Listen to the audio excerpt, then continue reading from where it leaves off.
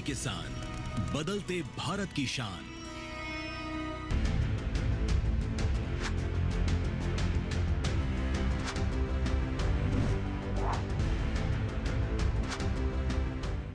नमस्कार, आप देख रहे हैं डीडी किसान और ये समय है सच के साथ का। आपके साथ मैं हूं घनश्याम उपाध्याय। मेरा पानी उतरता देख किनारे पे घर मत बसा लेना, मैं समंदर हूं वापस लौट कर आता हूं।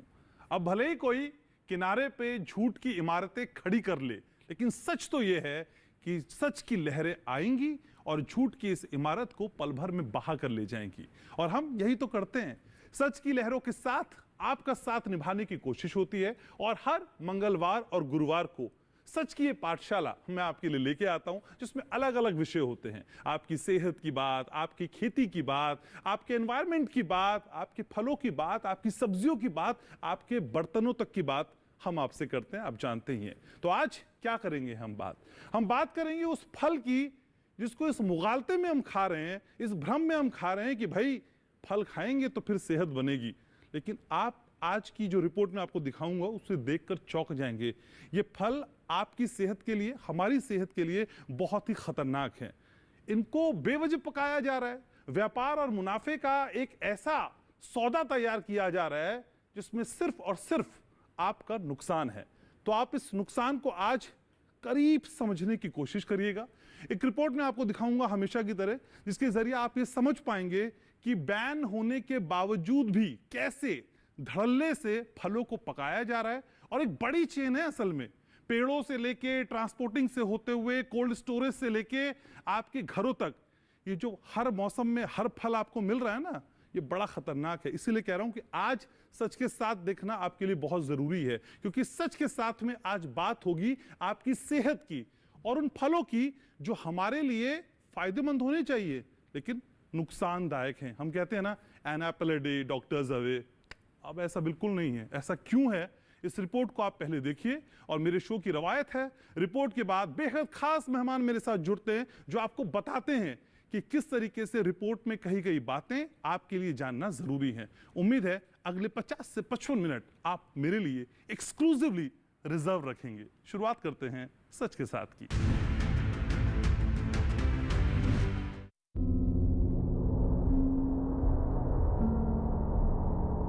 गर्मियों का मौसम जहां उमस, पसीना और बेतहाशा तपिश लेकर आता है, वहीं एक ऐसा फल भी लाता है जिसका हम साल भर से इंतजार करते हैं। शायद ही हम में से कोई ऐसा हो जिसे फलों के राजा आम से प्यार ना हो।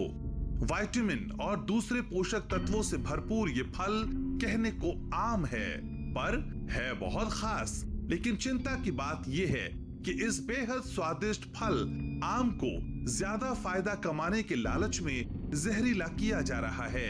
कम समय में ज्यादा कीमत पाने की चाह में आम को बाजार में बिना पके ही झोंक दिया जाता है।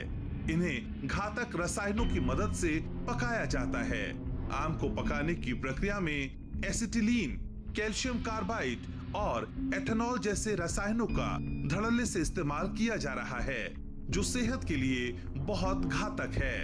अब जरा सोचिए, जिन फलों का इस्तेमाल आप अपनी सेहत बनाने के लिए कर रहे हैं, वो धीमे जहर की तरह आपको रफ्ता रफ्ता बीमार कर रहे हैं। फलों को समय से पहले पकाने के लिए कैल्शियम कार्बाइड को पानी में मिलाया जाता है, तो इससे एसिटिलीन गैस निकलती है।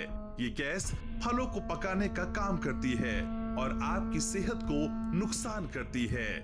कई देशों में फलों को पकाने के लिए कैल्शियम कार्बाइड के प्रयोग पर प्रतिबंध है। बावजूद इसके फल उत्पादक लागत कम और मुनाफा ज्यादा करने की चाह में इसका अवैध रूप से इस्तेमाल करते हैं, जिसका खामियाजा हमें अपनी सेहत के नुकसान के साथ उठाना पड़ रहा है। अप्राकृतिक रूप से पकाए गए फलों को खाने से पाचन क्रिया कमजोर होती है। इतना ही नहीं, शरीर की प्रतिरोधक क्षमता कम होने के साथ ही केंद्रीय तंत्रिका तंत्र पर भी गंभीर असर पड़ता है। आमतौर पर देखा गया है कि केमिकल से पकाए गए फलों को खाने से सिरदर्द, चक्कर आना, यादाश्त में कमी, अनिद्रा, लीवर और किडनी में सूजन, आंतों में संक्रमण की शिकायत भी देखने को मिलती है। साथ ही कैंसर जैसी घातक बीमारी होने का भी खतरा होता है। हम सभी को समझना होगा कि हर फल का एक मौसम होता है, जिसके कारण कुछ खास फल खास मौसम में ही मिलते हैं। लेकिन आजकल लगभग हर फल हर मौसम में आसानी से मिल जाता है, और वो भी पका हुआ। असल में ये मुनाफे का बड़ा व्यापार है, जिसमें पहले फलों को कोल्ड स्टोरेज में लंबे समय तक स्टोर किया जाता है, फिर केमिकल से पकाकर हमारे घरों तक पहुंचा दिया जाता है। तो आज सच के साथ कार्यक्रम में जानने की कोशिश करेंगे कि केमिकल के जरिए पकाए गए फल हमारी सेहत के लिए कितने नुकसानदायक हैं। साथ ही ये भी जानने का प्रयास होगा कि तमाम प्रतिबंधों के बावजूद इस तरह के फल बाजार में बिक कैसे रहे हैं।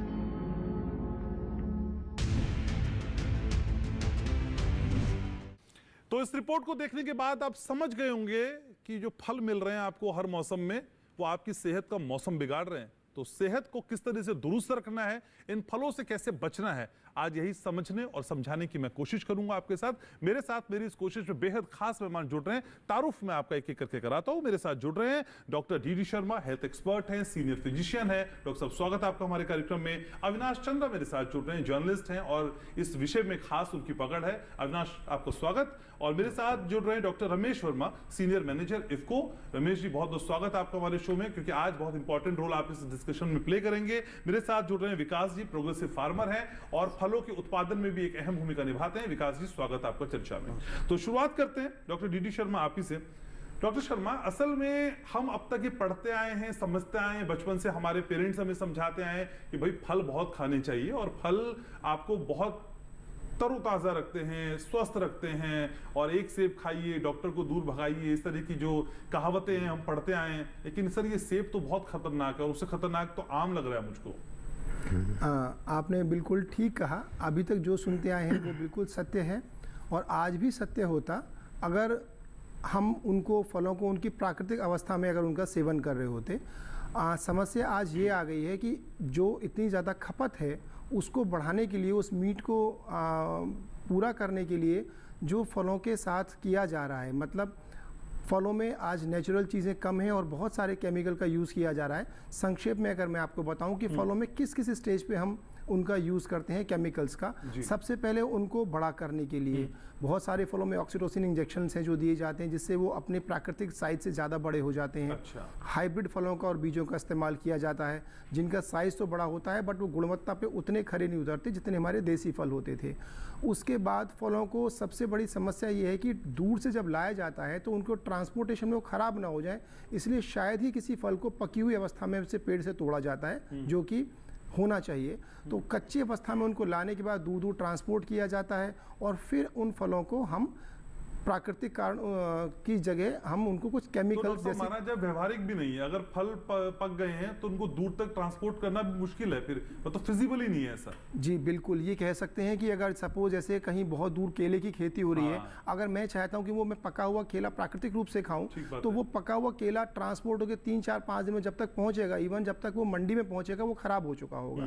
तो ये एक प्रैक्टिकल समस्या है जिसकी वजह से भी फलों को कच्चा तोड़ा जाता है और उसके बाद उनको रासायनिक पदार्थों का इस्तेमाल करके पकाया जाता है, जो कि एक बहुत इसका एक उदाहरण है कैल्शियम कार्बाइड। लगभग सभी जानते हैं, और ये कैल्शियम कार्बाइड FSSAI की तरफ से प्रतिबंधित है, बट फिर भी इसका धड़ल्ले से उपयोग हो रहा है, जो आम और केला जैसे फलों को या पपीता को पकाने के लिए बहुत ही ज़्यादा यूज़ किया जाता है, जो अल्टीमेटली एसिटिलीन गैस होती है जिसको रिलीज़ करता है, जिसकी वजह से फल पकता है। और ये एसिटिलीन गैस जो होती है हमारे नर्वस सिस्टम के लिए और हमारे इवन कैंसरोजेनिक भी होती है और बहुत ही खतरनाक होती है। ठीक है, तो फलों के नाम पे एक बड़ा धोखा है और इस धोखे को आज हम दूर करेंगे। सभी खास सामान लगातार मेरे साथ बने हुए हैं। विकास जी, आप ही के पास आना चाहूंगा। सर, ऐसी कौन सी मजबूरी है विकास भाई कि कम समय में ज्यादा मुनाफा, ये लालच है या फिर मजबूरी है कि इस तरह के फल हम आपके मार्फत बाजार में पा रहे हैं? सर, दिक्कत कहाँ पे है विकास जी? सर, बिल्कुल आपने ठीक कहा। कम मुनाफा तो हमें देखो हो ही रहा, अगर देखा जाए तो हमसे ये जो मंडी में जो अपने बैठे हुए हैं वो हमसे लेके जाते हैं मतलब 10 रुपए केजी आप मान के चलिए, और आगे जो बाजार भाव जो उनको देते हैं वो देते हैं 80 रुपए 100 रुपए केजी में देते हैं। तो सर हम भी ये चाहते हैं कि हमारा जल्दी से जल्दी जो भी प्रोडक्शन वगैरह है, वो जो प्रोडक्शन हमारा 3 महीने में होता है 10 रुपए में जाता है, हम सोचते हैं कि जितना जल्दी हो सके कि हमारा मतलब वो 10 ही दिन में तैयार हो जाए, और 10 दिन में तैयार होकर हम ज़्यादा से ज़्यादा मुनाफा उससे ले सके। तो हम भी कुछ ऐसे केमिकल वगैरह जो मार्केट वगैरह में दुकानों पे आए हुए हैं, ठीक है, हम भी उन सब चीज़ों का इस्तेमाल करते हैं सर। इसमें कोई मतलब छुपाने वाली कोई बात नहीं है कि हम ऐसा नहीं करते हैं। आजकल आप कहीं पे भी जाओगे, कहीं पे देखोगे तो हर सीजन में आपको सभी फल मिलेंगे। आप जैसे मान के चलिए सेब ले लीजिए, केला ले लीजिए, पपीता ले लीजिए, चीकू ले लीजिए, अनानास ले लीजिए, मतलब कोई भी आप फल का नाम लोगे तो आपको वहीं पे किसी न किसी आपको शॉप पे या दुकान पे आपको मिल जाएगा। कोई चाहे कोई छोटी है या बड़ी है, ठीक है। तो मेरा कहने का मतलब ये है सर, देखो अपने फायदे के लिए हमें कुछ ना कुछ तो सर देखो करना पड़ेगा। लेकिन विकास जी, आप तो हमारे जीवन की रीढ़ है ना, किसान तो हमारा अन्नदाता है। जी सर। वो किसान हम लोगों के साथ या उपभोक्ताओं के साथ इस तरह की ज्यादती कैसे कर सकता है? आप ईमानदारी के साथ स्वीकार रही, ये अच्छी बात है कि मुनाफा हर किसी को चाहिए, लेकिन मुनाफा तय करते वक्त या फिर उसको हासिल करते वक्त लोगों की जिंदगी पे बनाए, ये तो न्यायोचित नहीं है ना विकास भाई? सर देखिए, आपकी बात मानते हैं, पर लेकिन हम भी जाएं तो कहाँ जाए सर, ये बताया। इतनी महंगाई में हमें भी अपने परिवार का पालन पोषण करना तो फिर तो जो चोर डकैत होते हैं वो भी ठीक ही कर रहे हैं, वो कहाँ जाएं भाई? हम किसी का गला ना दबाएं तो क्या करें, हम चोरी ना करें तो क्या करें, हम किसी के घर में डकैती ना डालें तो क्या करें? ये जस्टिफिकेशन नहीं होगा ना विकास जी? नहीं सर, देखो उनके लिए तो हम कुछ नहीं कह सकते हैं, लेकिन जैसे हम किसान हैं, किसान भी देखो कुछ खेती होती है जो कि हर जगह पे पॉसिबल नहीं है। जो खेती हमारे यहाँ पे है और हमारे यहाँ के किसान को अगर चाहिए है, अब जो मान के चलिए जैसे मैं सेब की खेती करता हूँ, सेब अगर आप जम्मू से लेके आओगे तो उनका टैक्स वगैरह लग के वो काफी हाई रेट में आपको यहाँ पे मिलेंगे, ठीक है। और जो सेब आप मेरे पास से यहाँ से लेके जाओगे वो आप कम रेट में ले जाके उसे हाई रेट में बेच दोगे, ठीक है। तो मेरा कहने का मतलब ये है कि हम भी ये चाहते हैं कि भाई हमारे भी एरिया में, हमारे क्षेत्र में ऐसी हो जो कि हमारे किसान भाइयों को थोड़ी बढ़ोतरी मिले और सबको पता लगे कि भाई हमारी जमीन। मुनाफा ध्यान में पहले रखते हैं ना आप? जी सर, ये मुनाफा पहले ध्यान में रखते हैं, स्वास्थ्य बाद में ध्यान रखते हैं, ये तय है सर। देखिए बिल्कुल ये बात तो है ना, ये बात तो जायज है सर। ठीक, ये जायज नहीं है, ये तय है आपकी तरफ से जायज। वो तो मेरे व्यूअर्स तय करेंगे कि जायज है कि नहीं है। अविनाश भाई, असल में इतने सारे प्रतिबंध, इतने सारे बैन, उसके बावजूद इस टीवी शो पे विकास जी जो फलों की खेती करते हैं, फलों का उत्पादन करते हैं, बोल रहे हैं कि भाई हम मुनाफे के लिए ये सब कुछ कर रहे हैं। तो इसका मतलब ये सारी चीजें धड़ल्ले से हो रही है, किसी तरह के बैन का कोई औचित्य है नहीं, प्रासंगिक नहीं है बैन आज के सिस्टम में। जी बिल्कुल, सही कहा आपने। इसका एक और पहलू है, एक तो मुनाफे का पहलू है, एक ट्रांसपोर्टेशन और उसकी मजबूरी है कि हम पके हुए फल ट्रांसपोर्ट करके 4-5 रोज बाद उसे इस्तेमाल करने लायक नहीं रख सकते। एक तीसरा पहलू है जिसमें ज्ञान की कमी और अज्ञानता, इस चीज़ को भी हम अक्सर चर्चा नहीं कर पाते हैं। जैसे ज्ञान की कमी में ये होता है कि आप जब जैसे उदाहरण ले लेते हैं केले की फसल का, तो केले की फसल को कितनी बार कीटनाशक की आवश्यकता है और कितने मात्रा में आवश्यकता है, इस बात का जो ज्ञान है वो किसान जो आमतौर पे दरअसल उनको ये लगता है कि हम ज़्यादा से ज़्यादा कीटनाशक का अगर हम प्रयोग करेंगे तो हमारी फसल जो है वो ज़्यादा सुरक्षित रहेगी और उसमें दाग धब्बे नहीं आएंगे और उसका अच्छा मूल्य मिलेगा। ज़रूरत हमें क्या है, जैसा और सरकारी और जो तंत्र हैं उसके माध्यम से समय समय पर किसानों को ये समझाने की कोशिश की जाती है कि कितनी मात्रा में कौन सा पेस्टिसाइड आपको यूज़ करना है, कितने पानी में यूज़ करना है, कितने समय समय पे करना है, क्या लक्षण है आपके फसलों में, जब इस तरीके की चीज़ें दिखाई देने लगे तब आपको इस्तेमाल करना है। लेकिन अभी क्या होता है कि किसान, अगर जैसे हम उत्तर प्रदेश में बाराबंकी या आसपास में जहाँ केले की खेती होती है वहाँ की बात करें तो वो किसान कम से कम 20 से 25 बार कीटनाशकों का इस्तेमाल करता है। और हम सभी जानते हैं कि जो कीटनाशक इस्तेमाल किए जाते हैं उसका 5 से 10% ही सिर्फ कीटनाशकों के ऊपर कारगर होता है, बाकी 90% जो होता है वो फल अब्जॉर्व कर लेते हैं और जब हम कोई भी व्यक्ति उसका सेवन करता है तो वो उसके शरीर पे प्रतिकूल प्रभाव डालता है। जैसे ही हम अपने डॉक्टर के पास पहुंचते हैं और डॉक्टर हमें कहता है कि आप हरी पत्तेदार साग सब्जियां खाएं, फल खाएं, डॉक्टर एक बात जरूर कहता है कि आप मौसमी फल खाएं और अपना जो स्थानीय फल है वो खाएं। लेकिन जब हम पढ़ते हैं किताबों में या जब हम कहीं न्यूज़ में वेबसाइट पे हम देखते हैं कि इस फल में ये चीज़ें होती हैं, ये हमारे शरीर के लिए बड़ी लाभदायक हैं, तो चाहे वो विदेशी फल हो या किसी और स्टेट में उगने वाले फल हो, और उसे हम साल भर इस्तेमाल करने की कोशिश करते हैं, हम ये भूल जाते हैं कि ये मौसमी फल नहीं है। और जब हमें साल भर कोई चीज़ चाहिए तो ये जाहिर सी बात है कि उसमें प्रिजर्वेटिव इस्तेमाल होंगे या फिर उसको अप्राकृतिक तरीके से पकाने के लिए या संरक्षित करने के लिए उसमें कुछ चीज़ों का केमिकल का इस्तेमाल करेंगे। जब हम विदेशों में किसी चीज़ का निर्यात करते हैं, जैसे आम, अल्फांसो आम हम निर्यात करते हैं, तो विदेश तक हम पहुंचा देते हैं, सुरक्षित पहुंचा देते हैं, अच्छे क्वालिटी का आम पहुंचा देते हैं, तो फिर हम उत्तर प्रदेश से दिल्ली में पहुंचाने में या मुंबई में पहुंचाने में मुझे नहीं लगता कि बहुत ज़्यादा परेशानी होगी। लेकिन फिर भी मैं ये कह रहा हूँ डर नहीं है, मुझे लगता है डर होना भी बहुत जरूरी होता है। बिल्कुल। असल में जो चर्चा में अभी तक समझ के आ रहा है वो समझ में ये आता है कि एक नेटवर्क चल रहा है जो खेतों या बागानों से होते हुए कोल्ड स्टोरेज, ट्रांसपोर्टेशन और फिर बाजारों से होते हुए हमारे घर तक चल रहा है। सर ये बड़ा नेक्सस है, इफको का टेक क्या है सर इस पे? जी देखिए सर, इसमें ऐसा है कि ये बहुत समस्या गंभीर रूप ले चुकी है, लेकिन हमें यह ज़रूर ध्यान रखना होगा कि जब हम कोई भी मतलब किसान खेती करता है तो जब उसकी बुआई से लेके या उसकी रोपाई से लेके और उसकी जो एक जो हार्वेस्टिंग होती है, जब तक उसमें काफ़ी सारे कृषि रसायनों का, खाद का इस्तेमाल करना होता है जी। और अब इसकी भी एक, अगर हम बात करें हमारे जो कृषि विश्वविद्यालयों के द्वारा कृषि विज्ञान केंद्रों के माध्यम से किसानों को समय समय पर पूरी जानकारी दी जाती है कि किस उर्वरक का या किस रसायन का किस अवस्था में कितनी मात्रा पे किस तरह से प्रयोग किया जाना चाहिए, ताकि उसका कोई भी हानिकारक प्रभाव मतलब उपभोक्ता पे ना पड़े, ना हमारे पर्यावरण में पड़े, ना मृदा स्वास्थ्य पे पड़े। सर आपको लग रहा है ये जानकारियां काम कर रही हैं? It really works?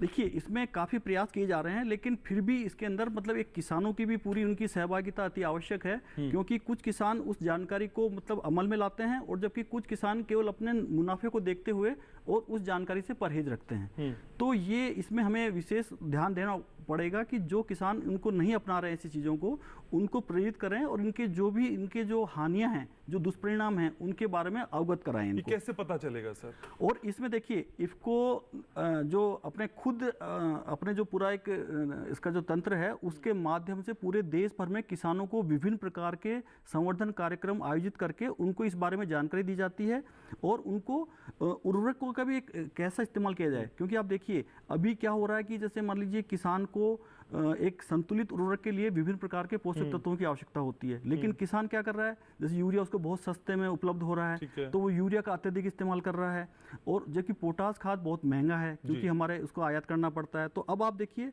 किसान क्या यूरिया DAP का बहुतायत से इस्तेमाल करता है और पोटास का इस्तेमाल नहीं करता है।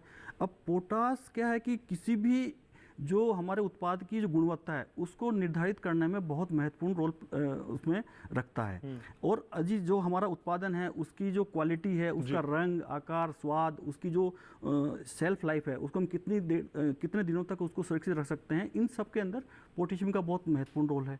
और ये सब चीज़ें हमें किसान को हम बताने का प्रयास कर भी रहे हैं और किसान को भी अपने लेवल पे इन चीज़ों को समझ के उनको अमल में लाना होगा ताकि ये उत्पाद। लेकिन सर एक ऐसा देश जो कृषि प्रधान है, जिसकी आधी से ज्यादा आबादी गांव में बसती है, आजादी के इतने बरस बीत जाने के बाद भी हम ये कह रहे हैं कि हम किसानों को समझा रहे हैं, फेलियर है क्या सर हमारा? देखिए इसमें दोनों तरह का सहयोग, दोनों तरफ से सहयोग मिलना आवश्यक है। अभी जैसे आप देखिए सरकारी तंत्र अपना काम कर रहा है, विश्वविद्यालय और जो हमारे कृषि विज्ञान केंद्र का जो पूरा एक तंत्र है वो इस मामले में जुटा हुआ है, लेकिन इसमें किसानों की भी सहभागिता मतलब उसमें उनका सहभागिता सक्रिय रूप से आवश्यक है और दोनों के सहयोग से ही हम इस समस्या को नियंत्रित करने में सफल हो सकते हैं। ठीक है, तो कई पहलू हैं जो निकल कर आए हैं। एक ब्रेक के लिए मुझको रुकना होगा, ब्रेक के बाद जब लौटेंगे तो चर्चा को यहीं से आगे बढ़ाएंगे और कुछ खास बातें भी बताएंगे कि अगर कार्बाइड से पके हुए फल आपके घर पे आ ही गए हैं तो फिर इनका सेवन आप कैसे कर सकते हैं। डॉक्टर साहब से कुछ खास टिप्स भी लेंगे। एक छोटे से ब्रेक के लिए यहां रुक रहा हूं, जल्द लौट रहा हूं। चीफ मिनिस्टर की कुर्सी पर बैठने के बाद भी प्रॉब्लम है। मुझे भी अपने ऊपर वालों को जवाब देना है और मुझे जनता को। मेरा भाई है अमेरिका से, वरना तेरे को डिनर पे ले जाता। सुभाष का नजरिया भी पूरी तरह से गलत नहीं है। हिंसा किसी मसले का हल नहीं होता। ऐसा आदमी समाज के लिए खतरनाक साबित हो सकता है। उनके जैसे आदमी का इस दुनिया में रहना बहुत जरूरी है। बस हुआ अब तेरा ये ढोंग। अब देखता हूँ तो कैसे बच के निकलता है। ये जो कुछ भी हो रहा है मुझसे बर्दाश्त नहीं होता। अन्नू फीचर फिल्म्स में 7 जून शुक्रवार रात 8 बजे देखिए फिल्म सरकार, सिर्फ डीडी नेशनल पर, देश का पहला चैनल, देश का अपना चैनल। स्वागत है आपका। आप देख रहे हैं सच के साथ, और सच के साथ में आज हम बात कर रहे हैं उस घुलते हुए जहर की जो हमारे जीवन में घुल रहा है, और जरिया है वो फल जो आपके फ्रिज में, आपकी डाइनिंग टेबल पे सजे होंगे। जरा देखिएगा इस शो के बाद उन फलों को गौर से। लेकिन अभी ये शो देख लीजिए, क्योंकि मैं अब आपको जो बताने जा रहा हूं वो शायद डरा दे। Acetylene gas, ethanol, calcium carbide, इतने बड़े बड़े नाम, ये आपके जीवन में और आपके सेहत के तंत्र में कितना बड़ा डेंट मारते हैं, ये आज आपको जरूर समझना चाहिए। सभी खास मेहमान लगातार मेरे साथ बने हुए डॉक्टर डीडी शर्मा। अब क्या करें सर, अगर ये फल जिनकी हम बात कर रहे हैं, इवन भर्त्सना कर रहे हैं, वो हमारे घरों में आ ही गए हैं, अब कैसे उनको खाएं या उनको फेंक दें? कुछ एहतियात बताइए सर कि क्या करना चाहिए। मैं सबसे पहले थोड़ा सा समय लेते हुए इस पूरे सिस्टम को समझाना चाहूँगा कि इसमें कोई भी एक व्यक्ति या एक ऑर्गेनाइजेशन दोषी नहीं है। फलों में सबसे पहले केमिकल कहाँ से इकट्ठा होना शुरू होता है? सबसे पहले यूज़ होते हैं फर्टिलाइज़र हमने डाले, जिसमें फर्टिलाइज़र भी अपने आप में केमिकल होता है। उसके बाद जब फल लगना शुरू होते हैं तो हम, जैसे हमारे एक पैनलिस्ट ने कहा कि हम बेतहाशा कीटनाशक का प्रयोग करते हैं, जिन्हें हम पेस्टिसाइड्स बोलते हैं, जिन पेस्टिसाइड का भी बहुत बड़ा हिस्सा हमारे फलों में चला जाता है। यहाँ पे मुझे लगता है कि किसान का रोल ख़त्म हो जाता है, और उसके बाद वहाँ से वो अधपका या कच्चा फल तोड़ के आगे ट्रांसपोर्ट कर दिया जाता है। अब ट्रांसपोर्टेशन के प्रोसेस में उस फल की नमी और चमक को बना के रखने के लिए हम कुछ चीज़ें यूज़ करते हैं, जैसे DPA है, जैसे कि हमारी कोटिंग वैक्स हैं। तो ये कोटिंग एजेंट जो होते हैं, जो आपने कई बार एप्पल के ऊपर देखा होगा या अंगूर के ऊपर आप एक सफ़ेद रसायन देखते हैं, ये DPA है, जो फर्दर हमारे साथ नाइट्रोजन वगैरह के साथ में रिएक्ट करता है और नाइट्रोजमाइन बनाता है, जो कि अपने आप में कैंसरोजेनिक चीज़ है। तो यहाँ से हमारे कोटिंग एजेंट का रोल शुरू होता है, और उसके बाद जब वो फल मंडी में पहुंचता है, वहाँ से फिर कुछ अप्रशिक्षित हाथ होते हैं जो तरह तरह के रसायनों का यूज़ करते हैं। और यहाँ पे मैं एक चीज़ को बिल्कुल कोट करने से अपने आप को नहीं रोक पा रहा हूँ कि मैंने एक हिडन कैमरा से एक स्टिंग ऑपरेशन किसी चैनल के द्वारा किया हुआ देखा गया था, जहाँ पे कुछ लोग बेसमेंट टाइप की जगह पे बहुत सारे पपीते के अंदर ये जो हमारा कैल्शियम कार्बाइड के पाउचेस को रख के उसको पका रहे थे। तो यहाँ मैं कहना चाहता हूँ कि वो जो माहौल था, वहाँ जो एसिटिलीन गैस रिलीज़ हो रही होगी, वो खुद उन मजदूरों के लिए बहुत ज़्यादा हानिकारक होगी। हमारे पास पहुँचते पहुँचते तो उसका कुछ अंश रह जाएगा, लेड रह जाएगा, आर्सेनिक रह जाएगा, जो अपने आप में कैंसरोजेनिक होता है। लेकिन जो अप्रशिक्षित गरीब लोग उस काम को कर रहे थे, उनको भी नहीं पता कि वो हमारे स्वास्थ्य के साथ साथ सबसे पहले अपने स्वास्थ्य के साथ खिलवाड़ कर रहे हैं। तो ये जो शिक्षा का अभाव है, अगर हम किसी रासायनिक पदार्थ का उपयोग करना भी चाहते हैं, तो मुझे लगता है कि कुछ पैरामीटर्स के अंतर्गत कुछ प्रॉपर जो राइपनिंग हमारे चैम्बर्स होते हैं। नहीं क्या हम विकल्प ही नहीं कि हम करना चाहते हैं, ये क्यों कहते हैं सर? मैं ये समझना चाहता हूं। नहीं सर, मुझे इच्छा शक्ति का, प्रशासन हो या जो हमारे बिजनेसमैन हैं, जो भी लोग इस धंधे से जुड़े हुए हैं, उनकी इच्छा शक्ति का अभाव लगता है। उनको इसकी आवश्यकता महसूस नहीं होती है, क्योंकि जहाँ तक मेरी जानकारी है, राइपनिंग चैम्बर्स भी होते हैं, जहाँ पे नियंत्रित माहौल में नियंत्रित चीज़ों का इस्तेमाल करके उनकी मात्रा को निर्धारित मात्रा में यूज करते हुए राइपनिंग चैम्बर्स में फल पकाए जाते हैं। कॉस्टली होते हैं सर वो? सर वो, हाँ, वो फिर क्या फायदा होगा सर? विकास जी तो कह रहे थे मुनाफा चाहिए हमको भाई सर, बिना वो वहाँ उसमें डाल देंगे राइपनिंग चैम्बर में, तो फिर मुनाफा कम हो जाएगा। हाँ, मुझे लगता है विकास जी जैसे कि हमारे किसान मित्र हैं, तो इनका काम तो खत्म हो गया था जब इन्होंने फल तोड़ के आगे ट्रांसपोर्ट कर दिया था। यहाँ तो अब मंडी इन्वॉल्व हो गई सर। ये सारे काम हमारी जितनी भी थोक की मंडियाँ हैं, वहाँ पे धड़ल्ले से उनका यूज़ होता है और बहुत ही ख़राब माहौल में होता है। और जो लोग यूज़ कर रहे हैं, सबसे पहले उनके लिए खतरनाक है। वो जो जिस माहौल में सांस ले रहे हैं, वहाँ पे वही गैस घुली हुई है। तो अब यहाँ तो ये हो गया कि पूरे फल खाने वालों को कौन कौन सी बीमारियां आपने देखी हैं? जो पेशेंट्स आपके पास आते होंगे, वो किस किस तरह की दिक्कतें बताते हैं? जी, सबसे पहले मैं ये कहूँगा कि ये क्रॉनिक बीमारियों को ज़्यादा जन्म देता है अपेक्षाकृत। इसलिए किसी पर्टिकुलर व्यक्ति को देख के कि सपोज हम कहते हैं कि इनको कैंसर हो गया, पता नहीं क्यों हो गया, ये तो कुछ भी ऐसा इस्तेमाल नहीं करते थे, अत्यधिक शराब का सेवन, स्मोकिंग नहीं करते थे, तो आप किसी भी एक दिन ब्लेम नहीं कर सकते कि अच्छा मैंने कल वो सेब खाया था इसलिए मुझे आज कैंसर हो गया। तो ज़्यादातर बीमारियां क्रॉनिक होती हैं, जो हमारे नर्वस सिस्टम को ख़राब करती हैं, हमारी याददाश्त को ख़राब करती हैं, हमारे डाइजेस्टिव सिस्टम को धीरे धीरे ख़राब करती हैं। पेशेंट्स बहुत आम है, एसिडिटी की प्रॉब्लम हो रही है, लिवर में उनको प्रॉब्लम हो रही है, क्योंकि जितना भी केमिकल, जितना भी जहर हमारे अंदर जा रहा है, इसको डिटॉक्सिफाई करने का काम हमारे लिवर और हमारी किडनी को करना है। तो धीरे धीरे लिवर और किडनी खराब होते रहते हैं। और उसके बाद कैंसर, ये भी कोई एक्यूट प्रॉब्लम नहीं है।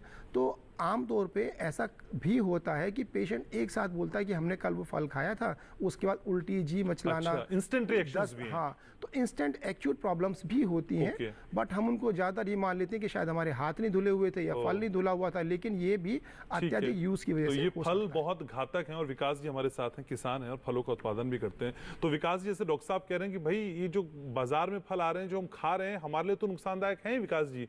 जो लगा रहे हैं कार्बाइड, जो पका रहे हैं, उनके लिए भी नुकसान है। तो ये नुकसान भी आप इग्नोर कर देते हैं पैसे के आगे? नहीं सर, बिल्कुल आपने ठीक बोला, डॉक्टर साहब ने भी ठीक बताया है। देखिए, हम जहाँ तक फल को उगाते हैं, पकने तक, उसे थोड़ा कच्चा रहने तक उसे तोड़ के मंडी में बेच देते हैं जी। तो आगे तो काम फिर मंडी वालों का रहता है सर। वो उसमें क्या केमिकल यूज कर रहे हैं, कौन सी दवा, कौन सा इंजेक्शन वगैरह लगा रहे हैं, उस चीज़ का हमें भी नहीं पता है। अच्छा। सबसे मेन बात क्या है कि वो इस सब के पीछे किसका हाथ है? वो सिर्फ हाथ है हमारी जनता का। अच्छा। हमको सबको ये पता है कि भाई एक आम का सीजन हमारी गर्मियों में मिलता है, पर हमारी जनता को आम चाहिए सर्दियों में। तो आम तो अब भी खराब मिल रहे हैं हमको, पके हुए मिल रहे हैं। नहीं सर, कार्बाइड से पके हुए आम मिलते हैं सर बाजार में। सर वो तो मिलेंगे, तो फिर उसके लिए कोल्ड स्टोर का इंतजाम होना चाहिए ना। हर जगह पे कोल्ड स्टोर आप कहाँ से लेके आएंगे? या तो फिर किसानों को कोल्ड स्टोर दीजिए। नहीं विकास जी, पर ऐसा नहीं है ना कि हर मौसम में मिलने वाला हर फल खराब है। जो अब मौसमी फल है वो भी तो खराब हमको मिल रहा है सर। ये आम से ही शुरुआत असल में हमने की है। नहीं सर, इतना नहीं मिलता है, पर अच्छा। जो भी मिलता है तो हम थोड़ा एडजस्ट कर लें, मतलब नहीं थोड़ा खा लें। आप एडजस्ट बिल्कुल मत कीजिए। अच्छा। सर आप एडजस्ट, अगर आपको कुछ एडजस्ट करना भी है तो सिर्फ उन दुकानदारों को कीजिए ना जो जहर को मतलब बेच रहे हैं, जहां से मंडी वाले उन दुकान वालों से जहर खरीद रहे हैं। तो एक आम आदमी क्या करे? फल लेने जाए तो पहले जाए मंडी जाए, फिर दुकान पे जाए, बोले भाई कौन सा इस्तेमाल किया? आम आदमी नहीं सर, ये प्रशासन करेगा, अपनी सरकार करेगी, इन सब चीजों पे रोक लगाएगी। फल खा के तो हम बीमार हो रहे हैं ना आम आदमी में, ये जानना चाह रहा हूँ सर। आप ये जानना चाह रहे हो, ठीक है, आप भी जानना चाहते हो, जनता भी जानना चाहती है इस चीज के लिए कि कम से कम जो सीजनेबल जो फल है वो खाएं, और उनको पकने में टाइम लगता है। जो एक पका हुआ जो फल होता है उसकी एक शाइनिंग अलग आती है, और जो मतलब प्रकृति के अनुसार जो एक जो फल। अच्छा, वो शाइनिंग वाला ज्ञान मिलेगा कैसे? मुझे आज बता दीजिए, मेरे व्यूवर्स को भी। वो शाइनिंग कैसे दिखेगी मुझको? कौन सा चश्मा लगाना पड़ेगा, लेंस लगाना पड़ेगा? मैं जाऊं सर, मुझे तो शाइनिंग वाले ज्यादा खतरनाक लगते हैं। सर वही खतरनाक है, क्योंकि उनके ऊपर पॉलिश वगैरह करते हैं, टैग लगा के देते हैं कि भाई ऐसा, ये इतना अच्छा फल है, ये वहां का फल है, ये इस स्टेट में आपको मिलेगा। और जो बिल्कुल एक जिसपे वो शाइनिंग कम होती है और जो थोड़ा सा उस पे दाग धब्बा भी होगा इक्का दुक्का, हम जिसको खराब समझते हैं। हाँ, जिसको आप खराब समझते हो, वो वही फल सबसे अच्छा होता है सर। अच्छा। हमारी नजर में। और उसके बावजूद मतलब जो मंडी में जो भी अपने दुकानदार बड़े बड़े बैठे हुए हैं, वो क्या क्या इस्तेमाल करते हैं इस चीज के बारे में देखो सर, हम भी कुछ नहीं कह सकते।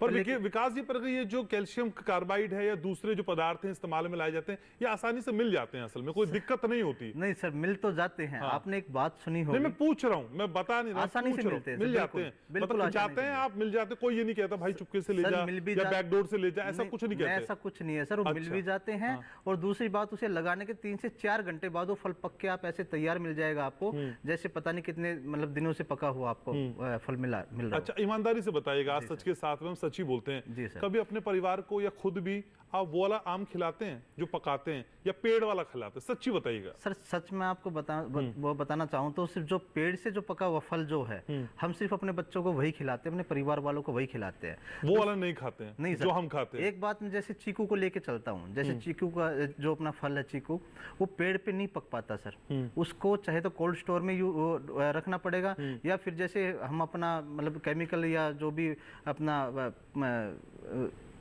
बाकी चीजें जो लगाते हैं, बाकी जो भी चीजें हैं अपना वो लगा के उसे पकाया जाता है। तो कुछ फल ऐसे होते हैं जो कि पेड़ पे पकते हैं, कुछ फल ऐसे होते हैं जो जिसको। पर आप और आपका परिवार वो फल नहीं खाता है? हम नहीं खाते सर, वो हमारे लिए है। नहीं, हम ये भी नहीं कहते हम आपके लिए। हम तो बाजार में जा रहे हैं तो हमारे लिए ही है। सर हम तो मंडी में दे देते हैं ना सर उस चीज को। तो पर अपने बच्चों को, और आप नहीं खाते हैं वो फल? नहीं सर। हाँ सर, ये तो बड़ा इंजस्टिस है फिर हमारे साथ। नहीं सर, अभी मेरा मन तो नहीं करता सर कि मैं भाई ये चीज खाऊं या वो चीज खाऊं। वो तो जनता है, पता नहीं क्या क्या खाएगी। उस चीज में तो सर एक एक किसान कुछ नहीं कर सकता ना।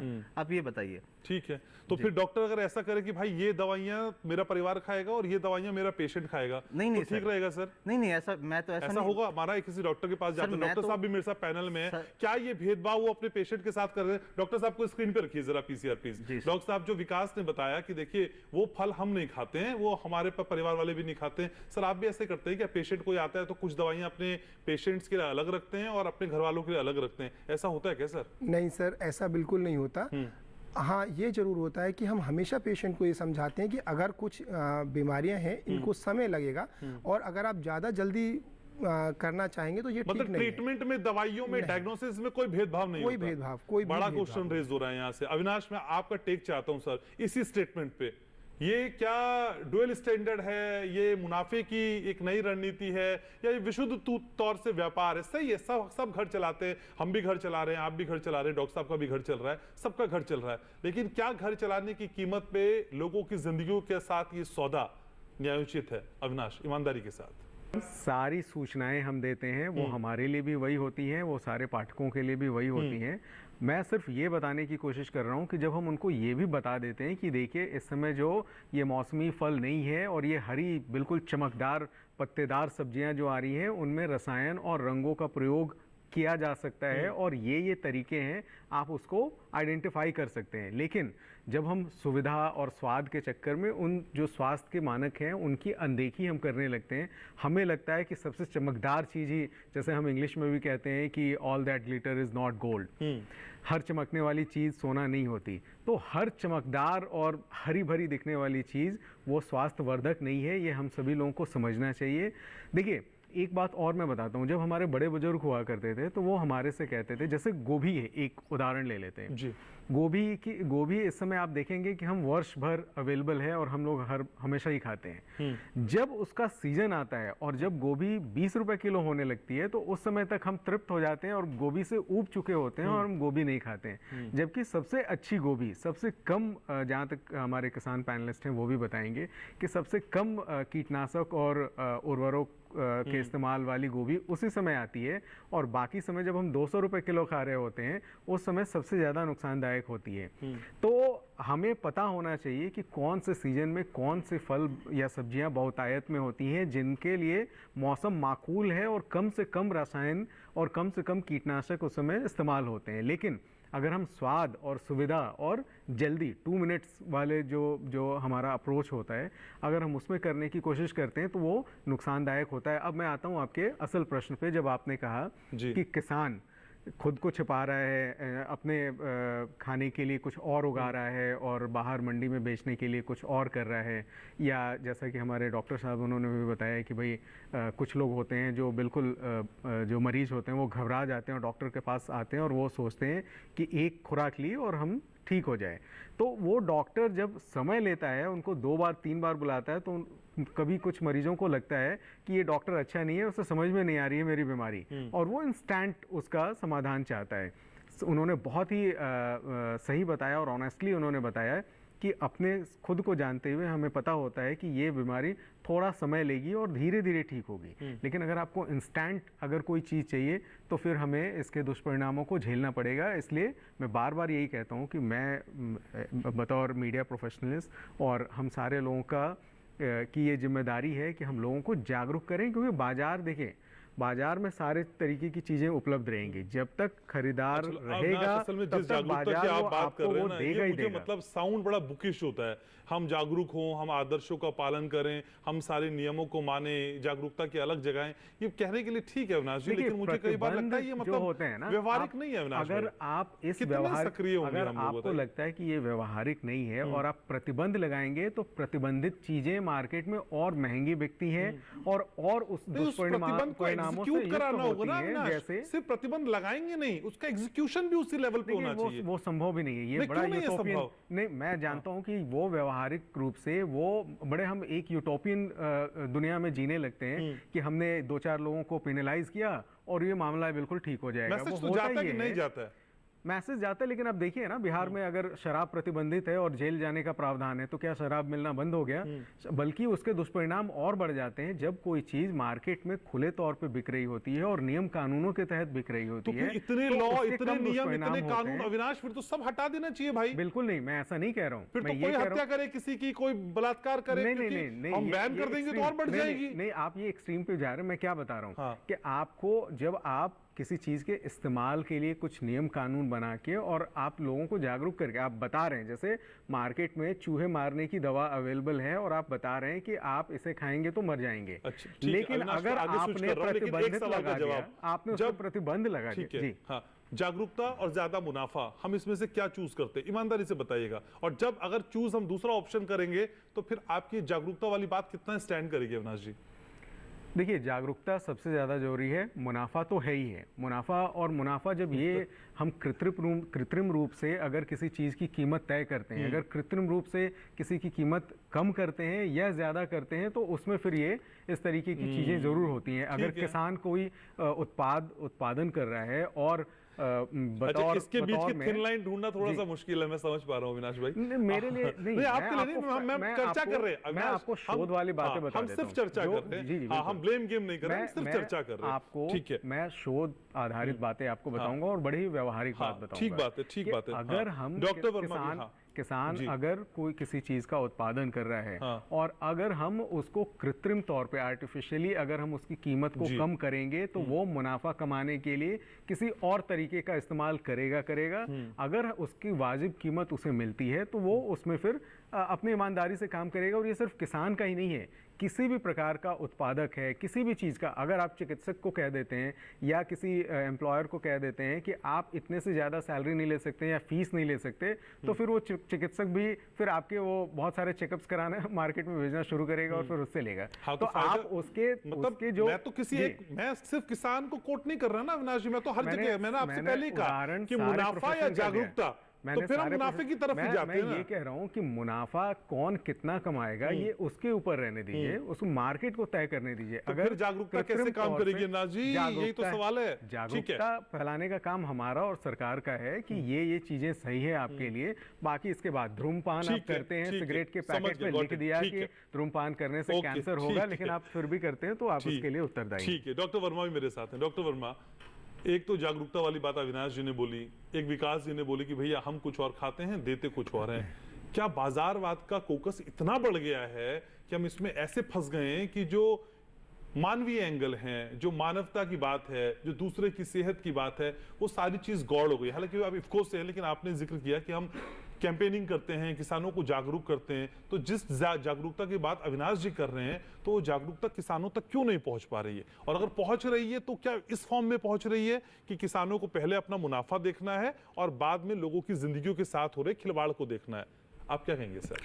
देखिए, ये इसमें कई पहलू हैं। जैसे आप देखिए, किसान जो उत्पादन करता है, चाहे वो फल लगाए, सब्जी लगाए, अनाज उगाए, उसे यह जानकारी है कि ये अत्यधिक रसायनों का इस्तेमाल करेगा या अत्यधिक उर्वरक का इस्तेमाल करेगा तो कहीं ना कहीं इसकी मतलब जो स्वास्थ्य के लिए प्रतिकूल रहेगा और उसकी मतलब हानिकारक परिणाम सामने आएंगे। और इसमें यह भी देखा गया है कि कई किसान, बिल्कुल सच है कि अपने घर के लिए जो खेती करते हैं, एक खेत के एक टुकड़े में वो अपने जो घर की आवश्यकता है उसके लिए सब्जी, फल, उसमें किसी प्रकार का रसायन, रसायन और मतलब अत्यधिक खाद का इस्तेमाल नहीं करते क्योंकि उनको पता है कि इसका नुकसान है। और मैं बताऊं आपको, देखिए, जो भी हमारे रसायन आते हैं, जो कृषि रसायन होते हैं, उनकी हर रसायन की एक प्रतीक्षा अवधि होती है। यानी उसमें साफ बताया जाता है कि इस रसायन का यदि आप इस्तेमाल करते हैं तो आपको इतने दिन बाद तक तुड़ाई नहीं करनी है। अच्छा। लेकिन किसान क्या है कि जब उसको लगता है कि अपने मुनाफे के लिए, तो उसको कहीं ना कहीं लगता है कि अगर मान लीजिए मैं बाजार पे समय से बिल्कुल मैं फसल पहुंचाऊंगा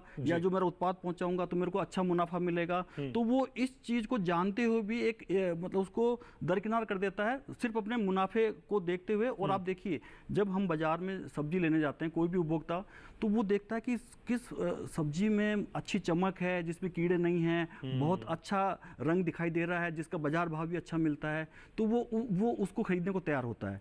जबकि अब हम ये चीज़ आंख से देख के मतलब हम जज नहीं कर सकते कि इसमें कितना रसायन है या इसको प्रतीक्षा अवधि में तोड़ा गया है या नहीं तोड़ा गया है।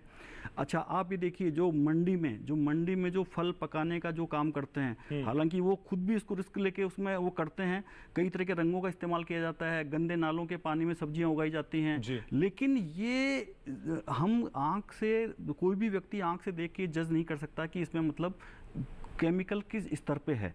तो जबकि उन्हें ही पता है, जो भी मंडी में जो लोग हैं जो इसमें कार्य करते हैं, उनको पता है कि ये सब नुकसानदायक है और इसका कहीं ना कहीं परिणाम हमारे स्वास्थ्य पे आता है।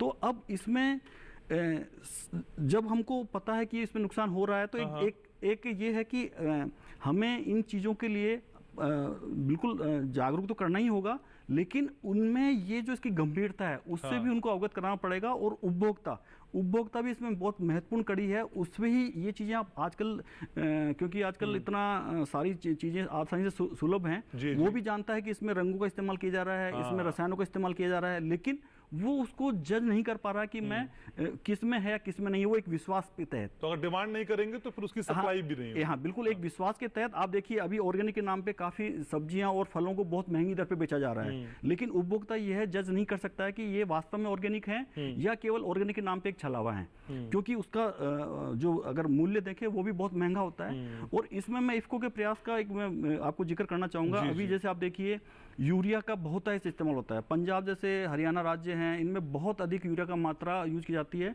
और हमारा जो विश्व स्वास्थ्य संगठन है उसने जो पीने के पानी की जो नाइट्रेट की सीमा है वो निर्धारित कर रखी है 50 ppm 1 लीटर में। और अगर मैं जो अपने BIS जो हिंदुस्तान के जो मानक हैं वो और भी स्ट्रिक्ट हैं, उन्होंने यह पीने में जो पानी में नाइट्रेट की मात्रा 45 ppm तक ही निर्धारित कर रखी है। लेकिन आप देखिए यूरिया के अंधाधुंध इस्तेमाल से आज आप जो पूरे पंजाब में ये स्तर 2000 ppm से भी अधिक पहुंच गया है। तो आप देखिए कितनी एक गंभीर समस्या हो रही है, और सिर्फ किस कारण से, यूरिया के अत्यधिक इस्तेमाल से। तो इसमें इफ्को ने क्या किया, इफ्को ने नैनो उर्वरकों का निर्माण शुरू किया, और जिसमें क्या होता है कि वो सबसे बड़ी खास बात है, ये जो नैनो उर्वरक है, नैनो यूरिया, नैनो DAP, ये पूरी तरह से पर्यावरण के लिए सुरक्षित हैं। ये ना पानी को प्रदूषित करते हैं, ना ये फसल पे कोई हानिकारक प्रभाव डालते हैं, ना ये मृदा स्वास्थ्य को प्रभावित करते हैं, और ना ही ये हवा को खराब करते हैं। जबकि यूरिया के अत्यधिक इस्तेमाल से ये सारी समस्याएं हमको देखने को आ रही हैं। तो इसी तरह की कोशिशें हमें और बढ़ानी होंगी। एक ब्रेक के लिए मुझे रुकना है सर, सभी खास मेहमान लगातार मेरे साथ बने हुए। एक छोटे से ब्रेक के लिए रुक रहे हैं, लेकिन ब्रेक के उस पार शो का वो पड़ाव जिसमें हम सॉल्यूशन की बात करते हैं, समाधान की बात करते हैं, और जो पेशानी पे आपकी चिंता की लकीरें इतने हिस्से को देखने के बाद आ गई होंगी उसको दूर करने का काम करते हैं। एक छोटा सा ब्रेक, लौट रहा हूं। There are a number of new technologies that are going to have a revolutionary impact. Welcome to the first season of B Cubed. The machines are able to predict the sentiments in written language, where we uncover AI secrets. On human imagination, because that can never be replaced. Exploring electric vehicles, legal tech, and more. Huge new revolution of electric vehicles. AI technology changing lawyers' lives for 20 years. Painful log of cases that we have pending in our country today. Delving into health, food, and customer desires. You need to eliminate a certain class of foods. What people, customers, consumers want. The body healing itself. Confronting global challenges head on. And the largest driver that would affect global warming. All diverse domain practitioners under one roof, engaging in groundbreaking discussions. Welcome to B Cubed, Breaking Boundaries with Sabir Bhatia. Watch B Cubed on every Friday at 7:30 p.m. सिर्फ DD national पर, देश का पहला channel, देश का अपना channel.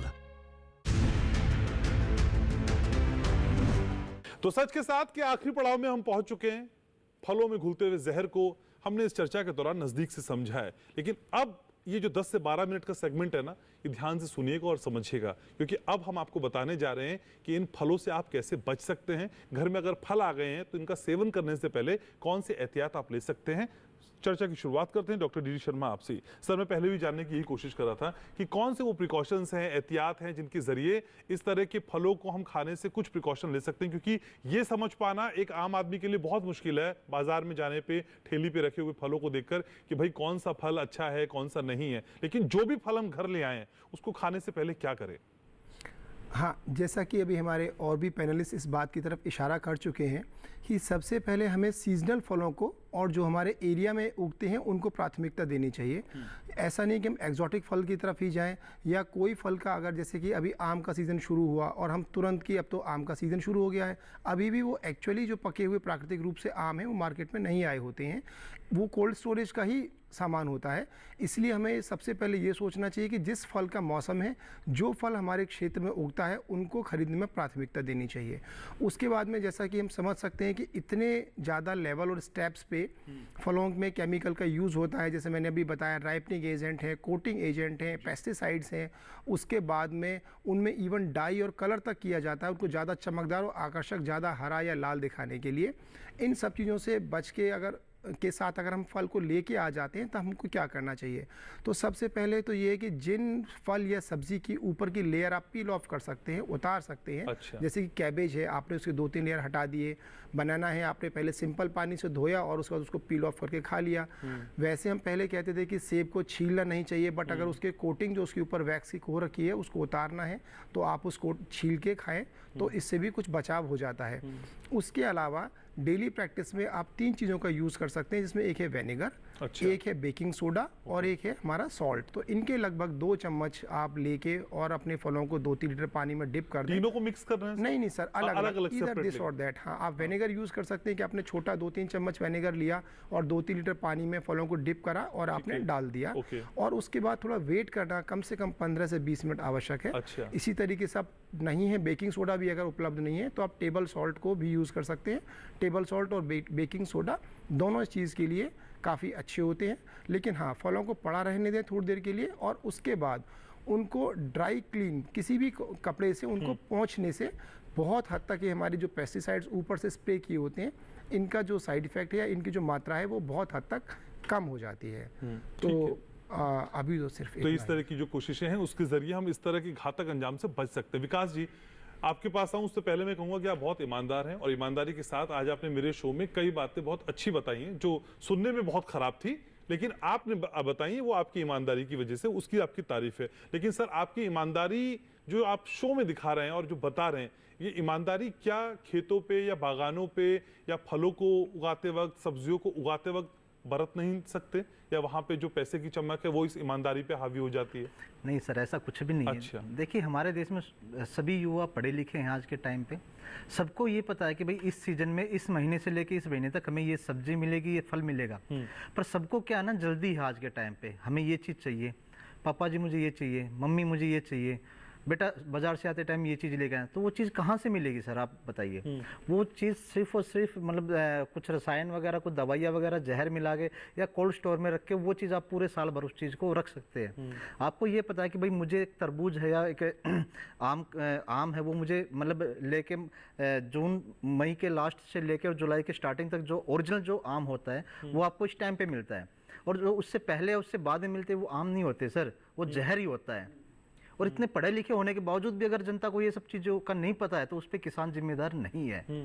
ठीक है। और फिर भी अगर आपको किसान को जिम्मेदार ठहराना है तो सर फिर उस पे जो आपके मेडिकल जो स्टोर है जहाँ पे जहर मिलता है, क्योंकि किसान इन जहर को अपने आप नहीं बनाता है। सही बात है। ठीक है सर, जनता कुछ भी कहे, मतलब हमें उस चीज़ से कोई नहीं, हमें ये पता है हमें अपना अब हमारे बच्चे हैं यहाँ पे नहीं तो बाहर भी हमारे बच्चे हैं, कोई रिलेशन है, कोई यार दोस्त है, हर हमें भी हर किसी को देखना होता है सर, ऐसी बात नहीं है। ठीक है, मैं तो ये कहूँ सबसे पहले उन दवाइयों को बंद किया जाए। ठीक है, उसके बाद अगर दवाइयाँ बंद हो जाएगी तो किसान अपने आप ये दवाई यूज नहीं कर पाएगा। और जब किसान दवाई यूज नहीं कर पाए तो जो मंडी वाले हैं वो ना तो पॉलिश कर पाएंगे, ना कोई कलर मिला पाएंगे, और ना ये सब चीज़ें जहर उनके अंदर घोल पाएंगे।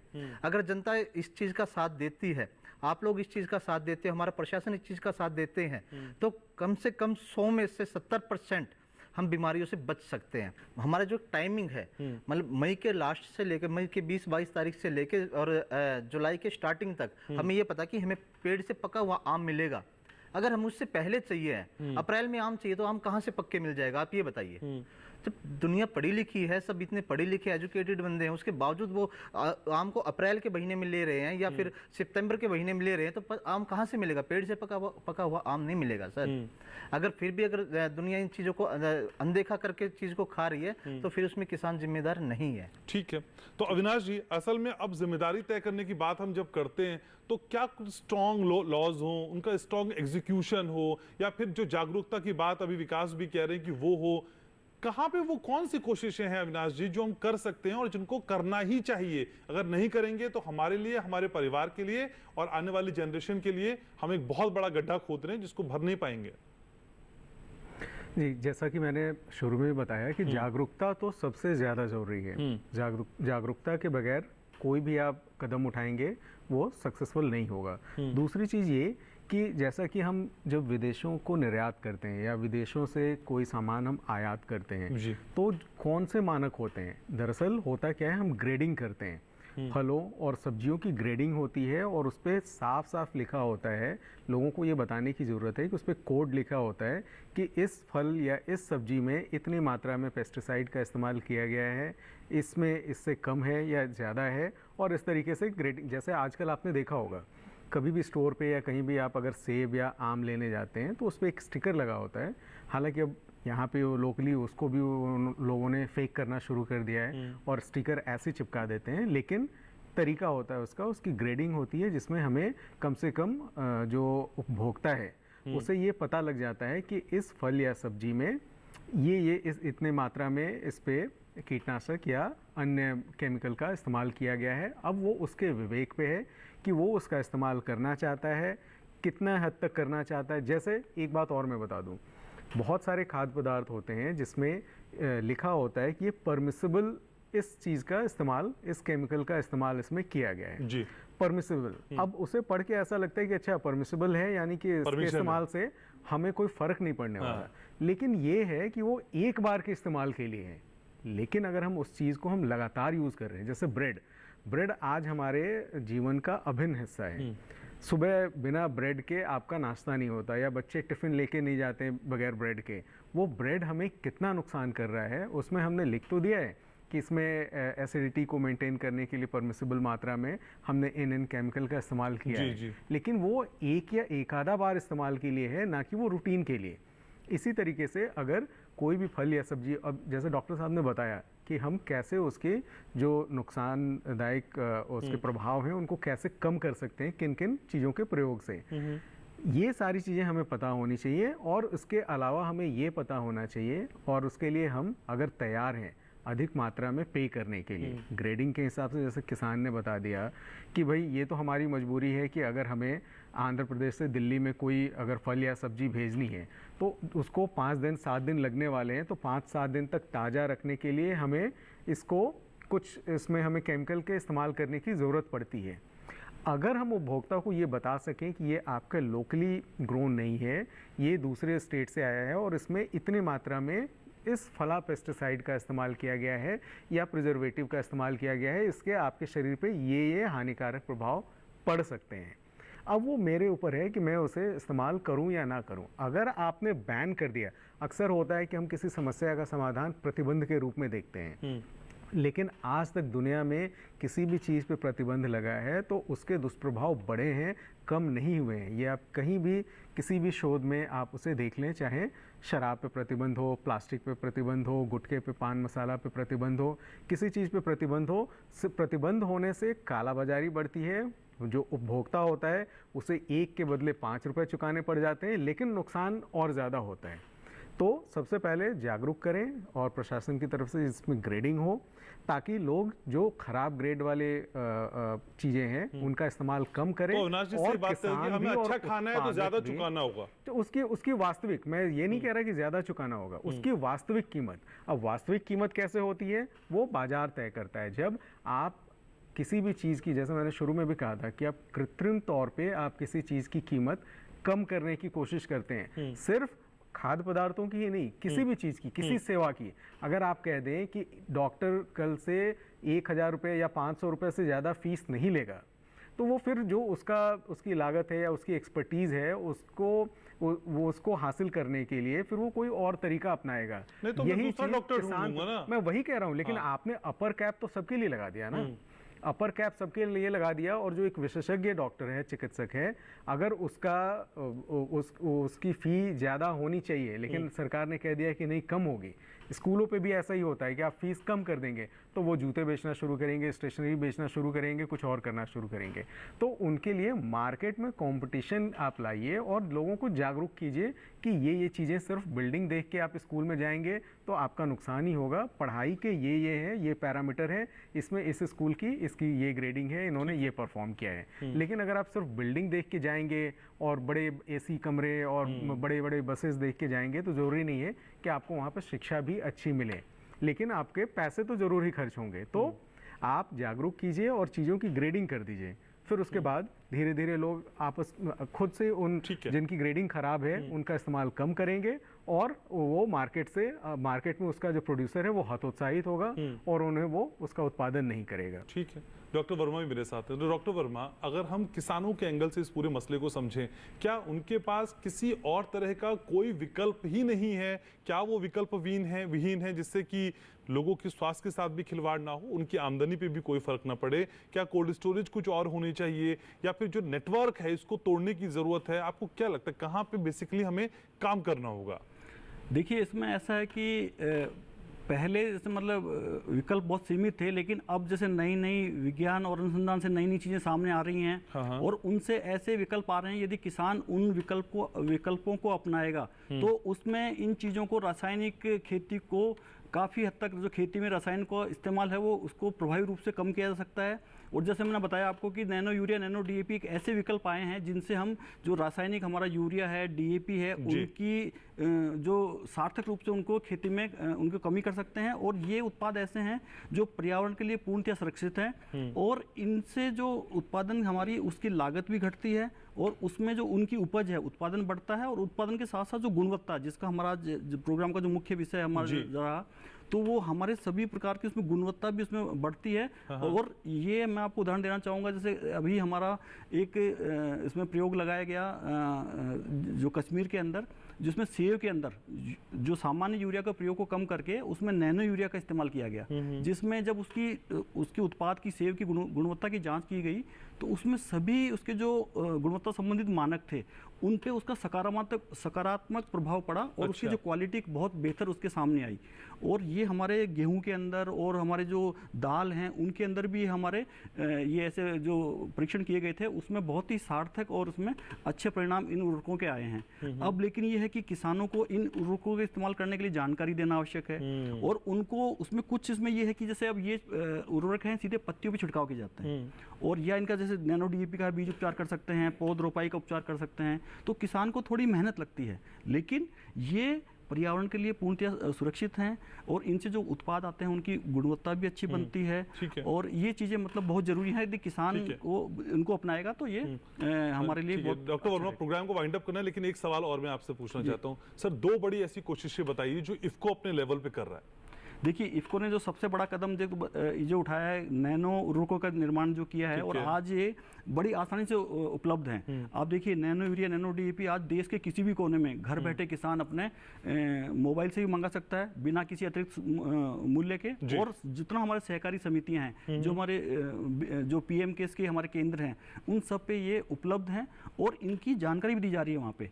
और इसके लिए जो हमारा सोशल मीडिया है या हमारी जो मैगजीन्स हैं, हमारे जो प्रोग्राम्स हैं, किसान सभाएं हैं, हर तरह के माध्यम से इफ्को इनको इस्तेमाल करते हुए किसानों को जागरूक करने का निरंतर प्रयास कर रहा है। और लेकिन और धीरे धीरे किसान इसको एक्सेप्ट भी कर रहे हैं। धीरे धीरे जो इसका प्रभाव उनको सामने मिला और कई किसानों ने ये माना, खुद उन्होंने माना कि हमारे इनके इस्तेमाल से हमारे मृदा स्वास्थ्य में सुधार हुआ है और उन्होंने जो रासायनिक उर्वरक है उसकी भी उन्होंने एक सार्थक रूप से कमी की है। ठीक है, तो छोटी छोटी कोशिशें हैं जो बड़े रिजल्ट में तब्दील होंगे, ऐसे उम्मीद कर सकते हैं। बहुत शुक्रिया सर, आप सभी खास मेहमानों को आने के लिए, चर्चा में जुड़ने के लिए, अपनी राय रखने के लिए। Thank you so much. तो फिर ये कोशिश हम आगे भी करते रहेंगे और आप जानते ही हैं कि कोशिश करने का नाम ही सच के साथ है। और आज के शो के बाद मैं उम्मीद करता हूं कि जो घर में फल पड़े हैं, चाहे फ्रिज में हैं, चाहे डाइनिंग टेबल में हैं या आप जिन्हें खाने जा रहे हैं, तो इनको एक बार देख लेंगे और डॉक्टर साहब ने जो टिप्स बताए थे उनको उस तरह से धो लें और फिर इस्तेमाल कर लें। और हाँ, अपना और अपनों का बहुत ख्याल रखने की जरूरत है। और देखिए इको इंडिया प्रत्येक शनिवार सुबह 7:30 बजे सिर्फ डीडी नेशनल पर, देश का पहला चैनल, देश का अपना चैनल।